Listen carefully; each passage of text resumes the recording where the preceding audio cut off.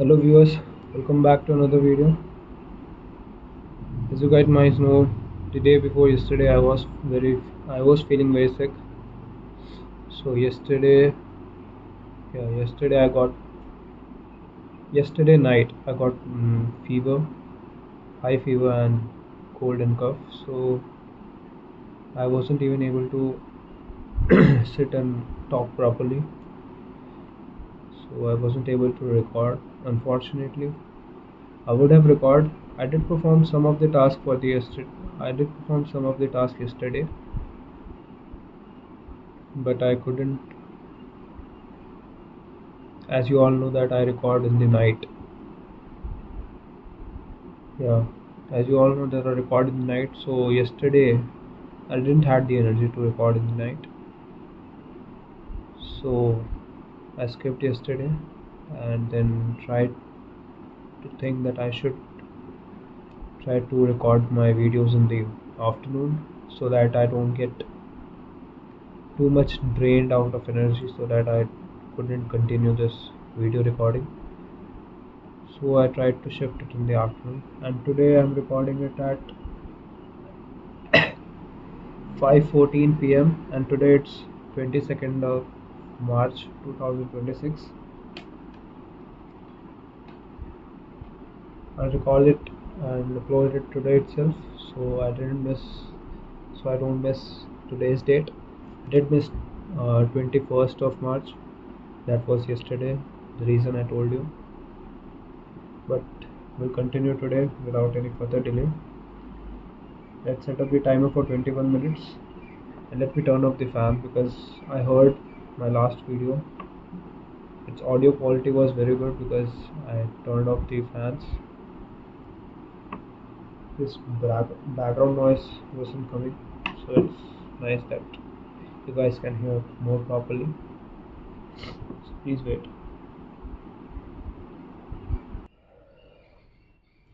Yeah. So we read up to page number 121. Let us set up the timer for 21 minutes as always, and let's continue. Imitating the powerful. Humans everywhere pursue power, prestige, and status. We want pins and medallions. What is medallions? We want pins and medallions on our jackets. I think it means medals. Let me search it up. It's a nice word, by the way.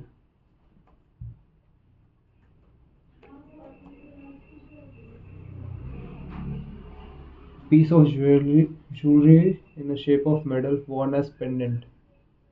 Yeah, it's a small medal, like an emblem or something. Medallion. We want president or partner in our titles. We want to be acknowledged, recognized, and praised. This tendency can seem vain, but overall, it's a smart move. Historically, a person with great power and status has access to more resources, worries less about survival, and proves to be a more attractive mate. We are drawn to behaviors that earn us respect, approval, admiration, and status. We want to be the one in the gym who can do muscle ups, or the musician who can play the hardest chord progression, or the parent with the most accomplished children, because these things separate us from the crowd. Or we fit in. We start looking for Once we fit in, we start looking for ways to stand out. This is one reason we care so much about the habits of highly effective people. This is one reason we care so much about the habits of highly effective people. We try to copy the behavior of successful people because we desire success ourselves. Many of our daily habits are imitations of people we admire. You replicate the marketing strategies of more successful firms in your industry. You make a recipe from your favorite baker.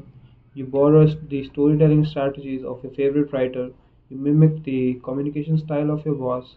We imitate people we envy. High status people enjoy the approval, respect, and praise of others. And that means if a behavior can get us approval, respect, and praise, we find it attractive.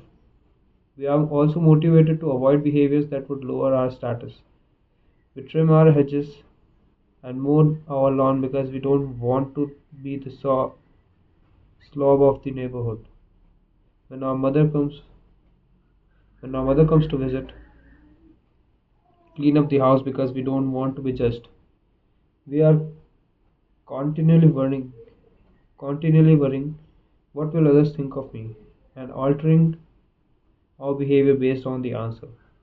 The Polgar sister, the chess prodigies mentioned at the beginning of this chapter, are the evidence of powerful and lasting impact social influences can have on our behavior. Are evidence of powerful and lasting impact social influences can have on our behavior. The sisters practiced chess for many hours each day and continued this remarkable effort for decades. But these habits and behavior in part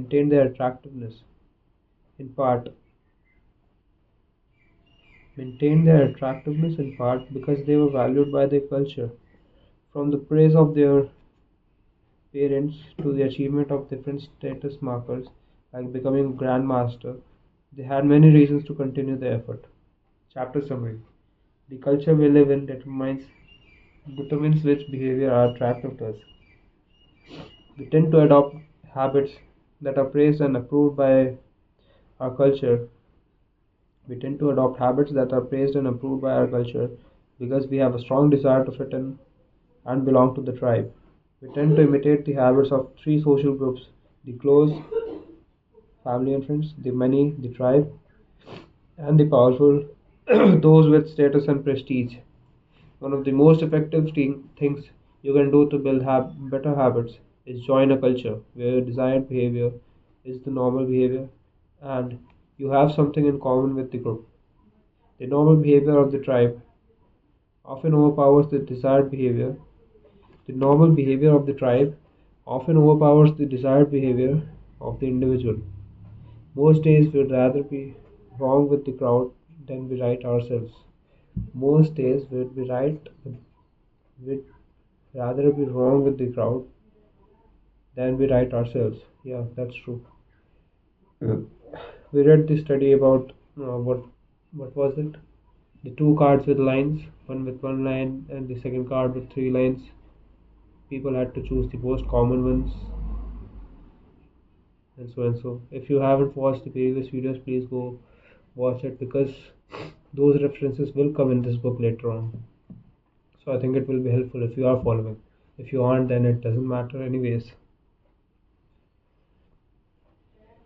If a behavior can get us approval, respect, and praise, we find it attractive. How to find and fix cause of your bad habits. How to find and fix the causes of your bad habits. Yeah.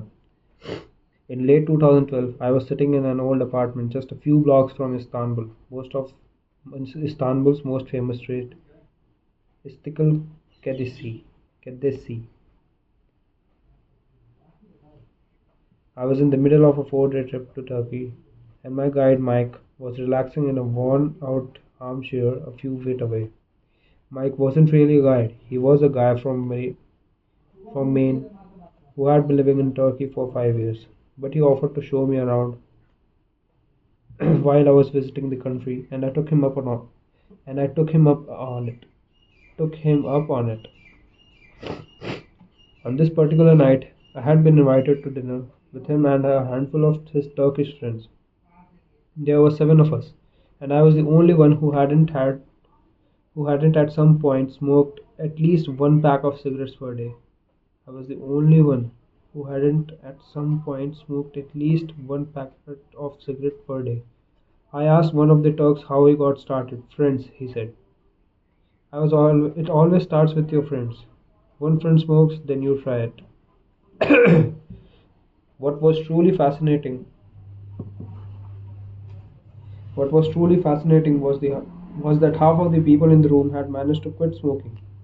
Mike had been smoke free for a few years at that point, and he swore up and down that he broke this habit, and he swore up and down that he broke the habit because of a book called Alan Carr's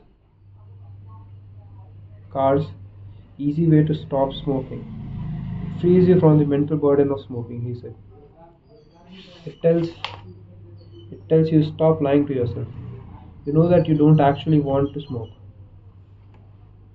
Stop lying to yourself. You know that you actually don't want to smoke. You know no what the, you know you don't really enjoy this. It helps you feel like you are not the victim anymore.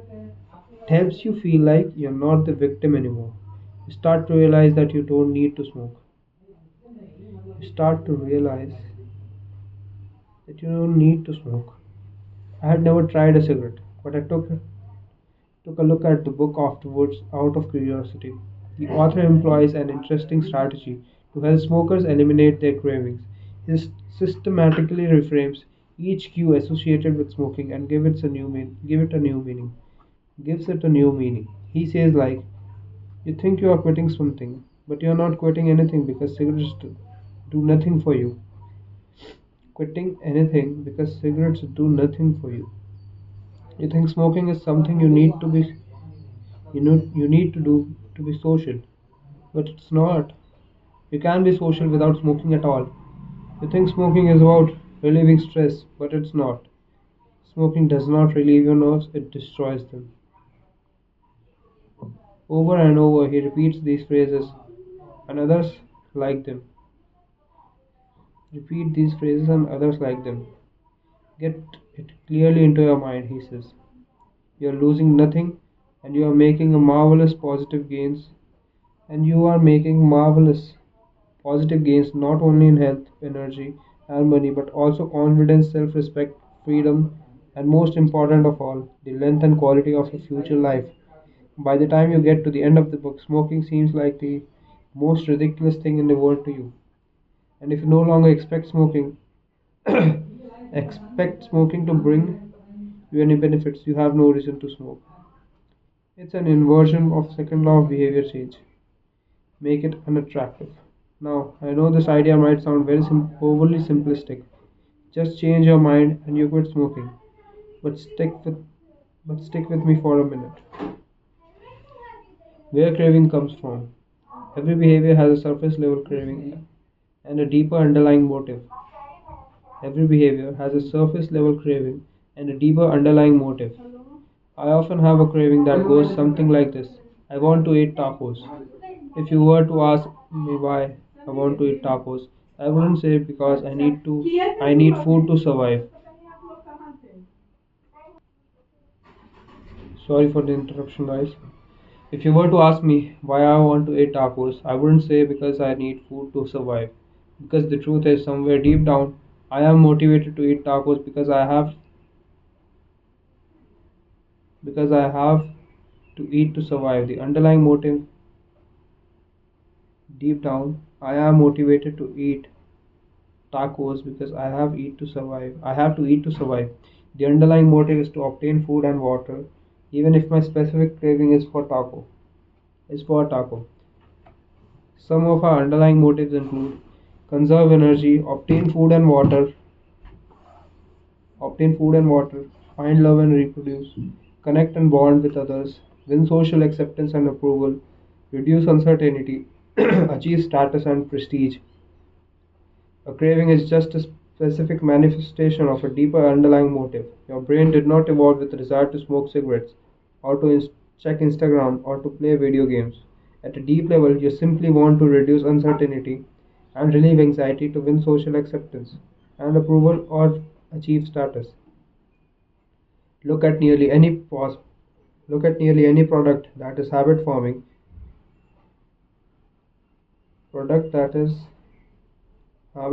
and you'll see that it does not create a new motivation, but rather latches onto an underlying motive of human nature: finding love and reproduce using Tinder, connect and bond with others using browsing Facebook, win social acceptance and approval posting on Instagram, reduce uncertainty searching on Google, Reduce uncertainty searching on Google. Yeah, that's nice. That's a nice uh,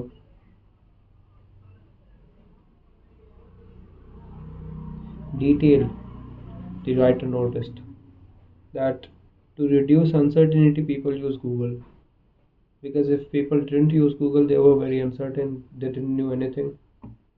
So to know some things and be certain about a certain fact, people use Google. Achieve status and prestige playing video games. Yeah, your habits are your habits are modern day solutions to ancient desires, new versions of old vices. The underlying motives behind human behavior remain the same. The specific habits we perform differ based on the period of history. The specific habits we perform differ based on the period of history. Here's the powerful part. There are many different ways to address the same underlying motive. One person might learn to reduce stress by smoking a cigarette. Another person learns to ease it by going for a run. Your current habits are not necessarily the best way to solve the problems you faced. They are just the methods you learn to use. Once you associate a solution with the problem you need to solve, you keep coming back to it. When you associate a solution with the problem you need to solve, you keep coming back to it.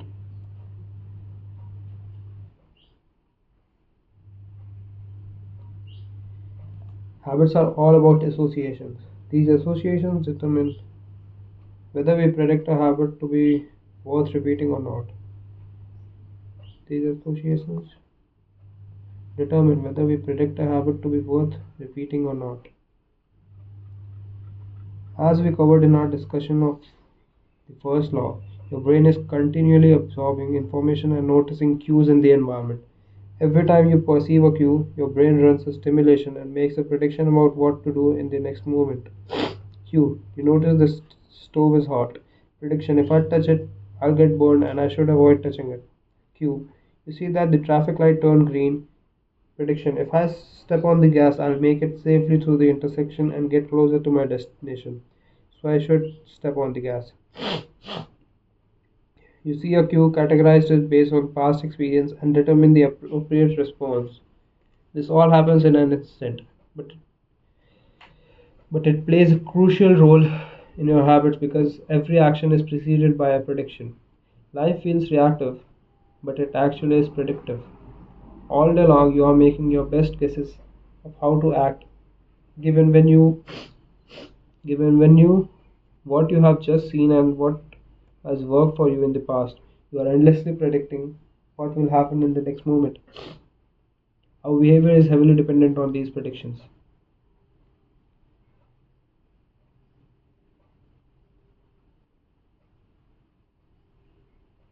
Our behavior is heavily dependent on these predictions.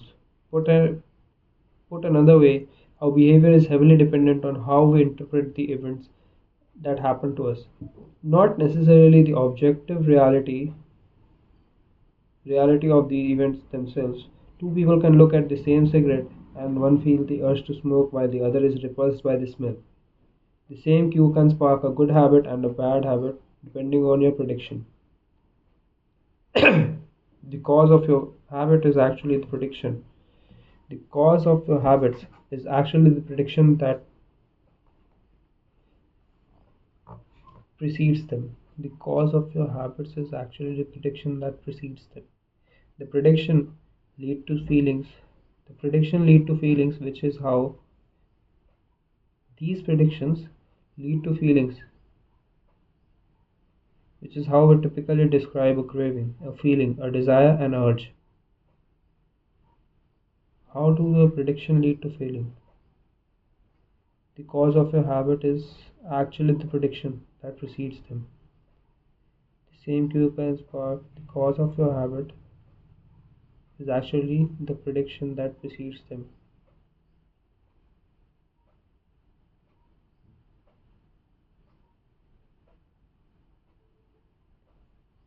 A feeling, a desire, an urge. Okay. Feeling and emotions transform the cues we perceive. and the prediction we make into a signal that we can apply, and the predictions we make into a signal that we can apply. They help us they help explain what are currently sensing what we are currently sensing. For instance, whether or not you realize it, you're noticing how warm or cold your feet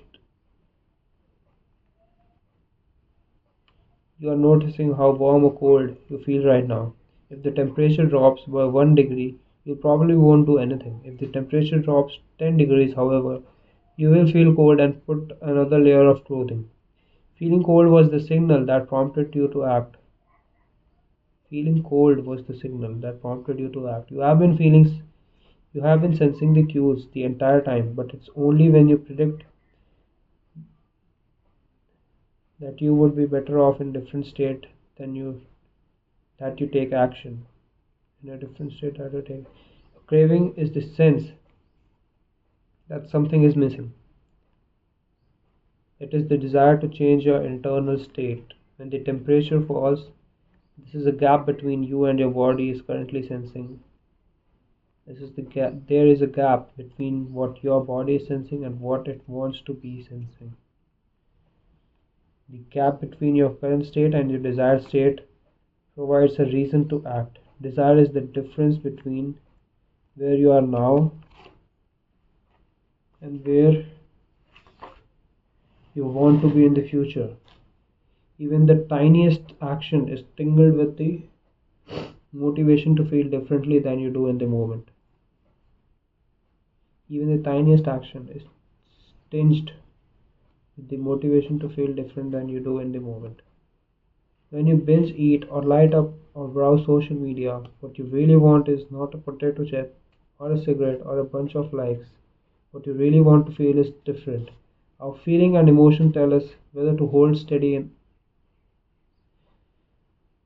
Our feelings and emotion tell us whether to hold steady in our current state or to make a change. They help us decide the best course of action. Neurologists have discovered that when emotions and feelings are impaired, we actually lose the ability to make decisions. What? Our feelings and emotions tell us whether to hold steady in our current state or make a change. They help us decide the best course of action. Neurologists have discovered that when emotions. Time is up, guys. Let's complete this.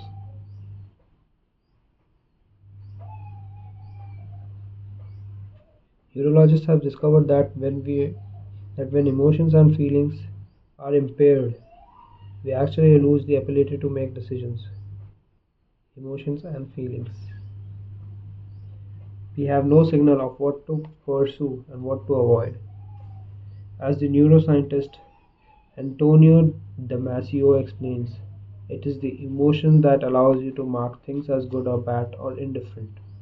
To summarize, the specific cravings you feel and habits you perform are really an attempt to address your fundamental underlying motives. Whenever a habit successfully addresses a motive, you develop a craving to do it again. Addresses a motive. What was the motive behind? What is the motive behind me doing something that I don't want to do?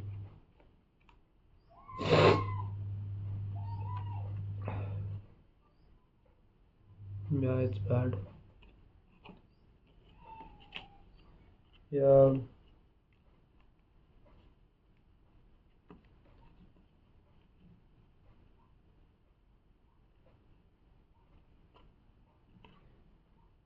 address your fundamental underlying motives. No, it's not bad. It's okay. It's understandable, but it's not bad. It cannot be. Whenever a habit successfully addresses a motive, you develop a craving to do it again. In time, you learn to predict that checking social media will help you feel loved, or watching YouTube will help you allow to forget your fears. Habits are attractive when we associate them with positive feelings. and we can use this insight to our advantage rather than to our detriment. That what is that insight? Habits are attractive when we associate them with positive feelings. If you associate it with a positive feeling, you will follow it. You will tend to follow it.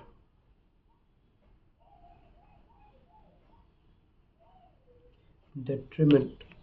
What is the meaning of detriment? I do know what it basically means, but I don't know the proper definition. Detriment. State of being harmed or damaged. Yeah, rather than to our detriment. So we read up to page number 130. We started at 121. I think so. Yeah, we did. Today's was a good read.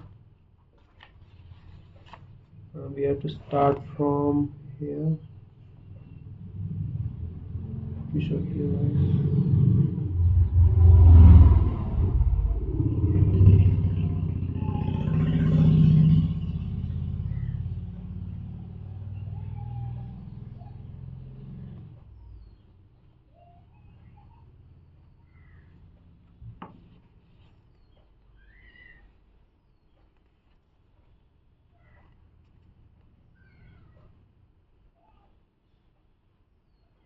Yeah, here.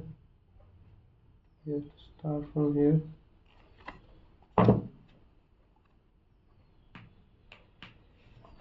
Let's revise what we read today. That we completed our previous chapter, which was the role of family, friends, the role of family and friends in shaping your habits. And we read about how we tend to imitate powerful people. Why we tend to do it? Because we want to be powerful like them. Because it gives you respect, fame, makes your life easier. You see that their life is easier. That's why you tend to follow them, so that you become like them. So that's imitating the powerful. That changes your habit. Imitating the powerful changes your habit. So that's what the writer was trying to imply here. That that a reason in a person changing their behavior is them can be, first of all, it can be the influence of close groups like family and friends. Other than that, it can be a tribal or social norm they can have in their society or their religion or any community they live in. Or other than that, they can be following or imitating a powerful person or powerful personality they want to be like. These are the three basic things that influence a person's behavior.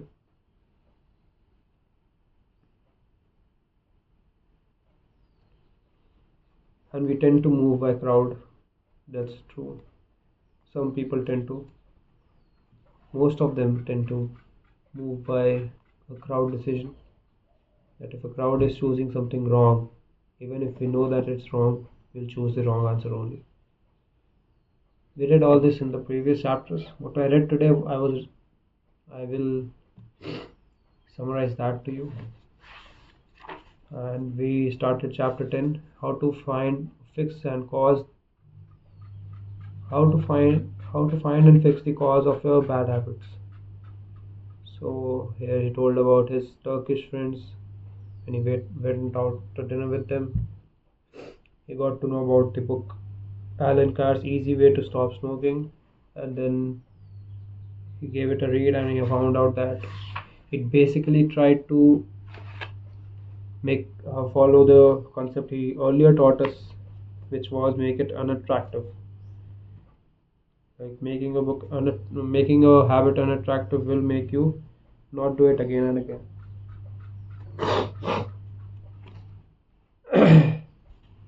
So the writer of that book, which told the readers to stop smoking, made the readers feel like The habit is very unattractive. And that's why people at the end of the book thought that why am I even doing this? It's not a habit. It's a very bad habit and it shouldn't be followed by anyone. They started to hate the habit at the end of the book because the writer made it so unattractive that even the smokers felt like it's different, like it's bad for us, for anyone. So they left the cigarette stuff, and yeah, and then the writer wrote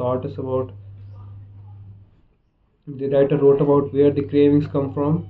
So he basically told us that these cravings are nothing but uh, a different form of our fundamental desire. Like if you want to overeat, if you are an overeater of sugar, it's not something that it's not a new feeling that you're feeling. Like overeating is not a new feeling. It's a feeling. It's a it's the overhyped, over stimulated. What do we call it? Overinflated feeling of eating. Usually we just eat, and then that's okay to satisfy us. But these things are designed in a way that you want to eat more. So these things are designed to exploit your fundamental behaviors. That's what the writer is trying to say.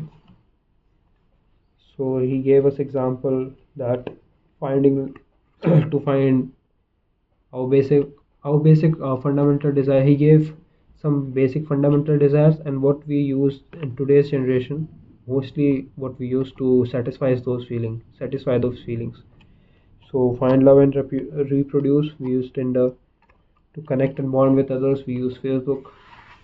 That don't these things don't satisfy us as much as we want to, but it does the job, and it makes us, and it's not satisfying, and when it don't satisfy us fully, we tend to go behind it even more. We tend to repeat it again and again to find that tiny bit of feeling which we are missing, and eventually we never find it. We are stuck in a loop. We do find it when we get out of that loop and explore the real life scenarios to find love and relationships and social norms, social connections. We don't find that online, but we tend to do it again and again in hopes to find that, in hope that we will find it someday. But you won't unless you get out of that loop. So that's what we did.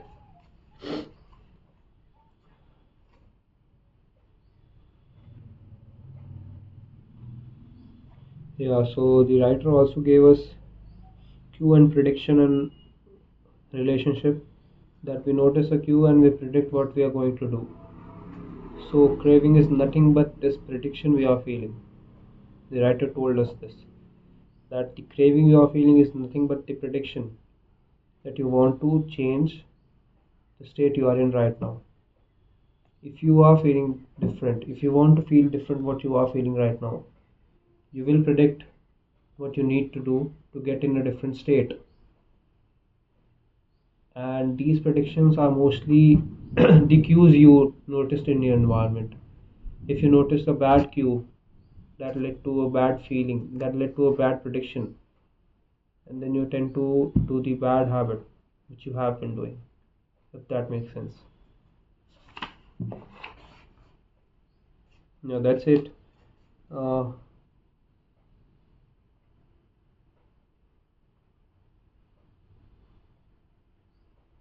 so to summarize this last part, the specific cravings you feel or perform are really an attempt to address your fundamental underlying motives or desires which you want to achieve.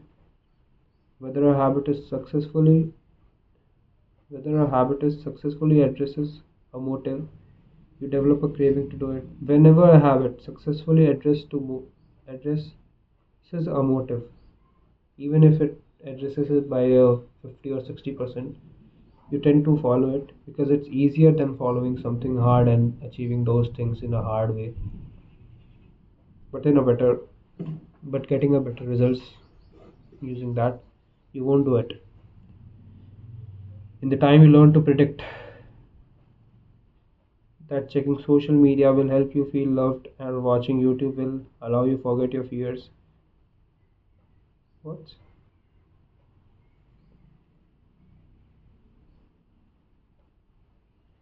You develop a craving to do it again. In time you learn to predict that checking social media. Yeah, so the cues become your predictions, that you'll start to predict that using YouTube will give me sense of satisfaction from the fear which I am having. It will help me disengage myself from my thoughts and engage into someone else's thoughts. So we start to predict that. We start to predict like watching Instagram will solve my problems. Not problems, it will solve my boredom. But it's not doing that, it's just distracting you. And it's not just distracting you, it is satisfying you while distracting you. That's very dangerous because it's exploiting your fundamental behaviors and you are not noticing it. When you do notice it, it will get very late. It's not still too late. You can do it. It's very easy. I did it. I tend to do it again and again, follow in the trap again and again sometimes, but I know what I'm doing right now. I still have a long way to go, and I think I'll reach where I want to be eventually. So that's today's read. I hope you like today's read. If you have any suggestions, please comment down. As always, go find your purpose, guys. It's very important.